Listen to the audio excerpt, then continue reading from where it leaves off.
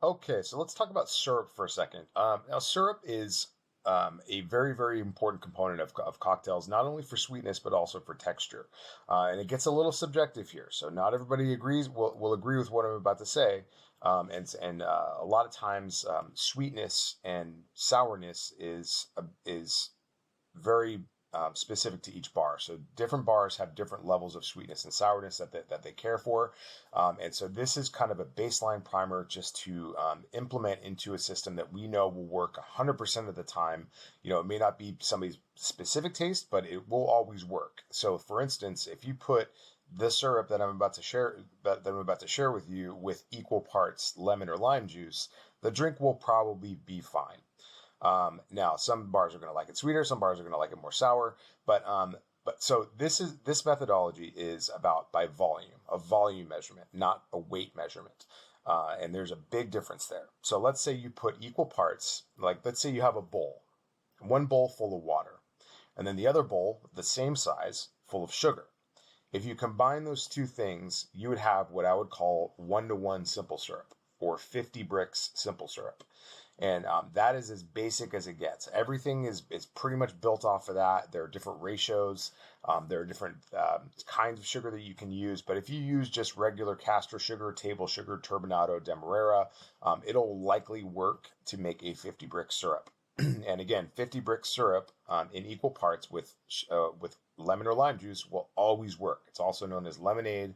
We also call it sour mix. And if you put any spirit with that sour mix or that lemonade or that simple syrup and acid, you're always going to get a drink that is at the very least going to be passable. So to get started, to open up the bar today, all you do is mix equal parts sugar to water by volume.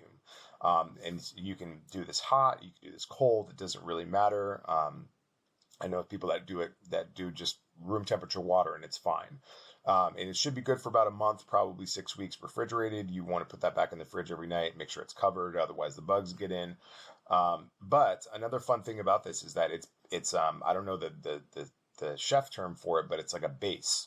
So it's like a mother sauce where you can actually, if it's still, you can put things in it, cucumbers, raspberries, mint, cinnamon, and eventually that syrup will adopt that flavor and it will become that flavor. So when you understand that you're using it like it's a tea, and that it will absorb the flavors around it, then you can have unlimited flavors, including compounds. So like if you do like a mint cucumber syrup, for instance, like that would make a great drink called an East Side.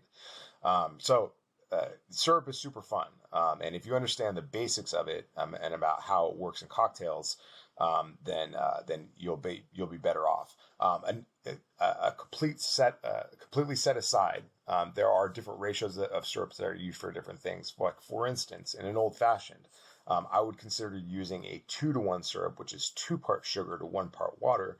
And that would be known as a dense syrup or a heavy syrup. And what that does is it's not so much for sweetness, but it is used as a binding agent. And what that means is that it helps bind flavors together and gives you better mouthfeel and texture, and kind of makes the medicine go down a little bit easier. So that's just a baseline on syrups. It gets nerdy. Ask a pastry chef about this. They'll talk your ear off for 4 hours.